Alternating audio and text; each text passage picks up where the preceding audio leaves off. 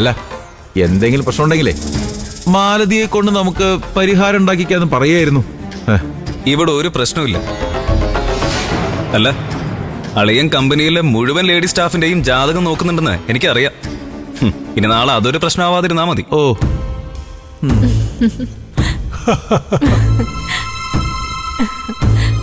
അല്ല, നീ എന്തായാലും കറങ്ങാൻ പോയി വന്നിട്ട് ഇവിടെ വായി നോക്കി നിൽക്കാണോ?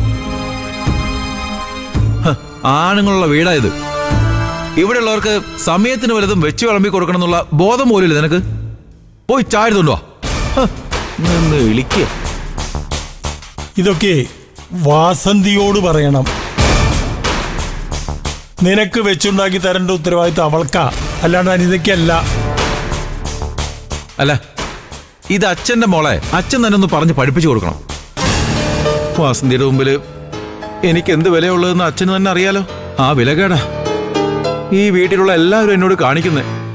അതൊക്കെ കണ്ടില്ലെന്ന് വെച്ചാലേ ഇവിടെ ജീവിക്കാൻ പറ്റുമെന്ന് എനിക്കറിയാം. പക്ഷെ അച്ഛന്റെ മോളുടെ വൈകി വരുന്ന ഈ ഏർപ്പാട് അച്ഛൻ തന്നെ അച്ഛന്റെ മോളോടൊന്ന് ഓർമ്മിപ്പിച്ചാൽ നന്നായി.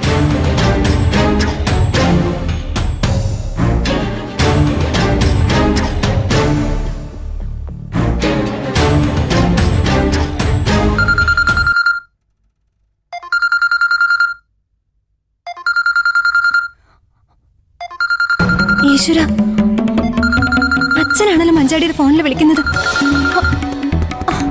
ചേച്ചി, ചേച്ചി, ചേച്ചി,